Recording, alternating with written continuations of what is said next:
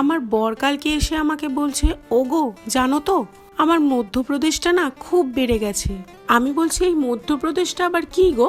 বলছে কেন, মধ্যপ্রদেশ মানে জানো না, কোমরের উপরে আর বুকের নিচে পেট বেড়ে গেছে গো, পেট।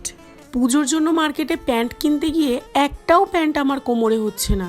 দোকানদার বলছে এত বড় প্যান্ট আমরা রাখি না, আপনি আগে পেট কমিয়ে আসুন, তারপর আমরা প্যান্ট দেব। আমি বললাম সেসব তো বুঝলাম, কিন্তু পেটকে আবার মধ্যপ্রদেশ বলার কি দরকার? যত সব ন্যাকামি।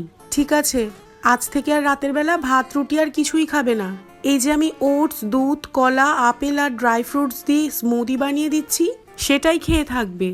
আর হ্যাঁ, এটাতে চিনি দেওয়ার নাম একদম করবে না। যদি ইচ্ছে হয় একটু মধু দিতে পারো।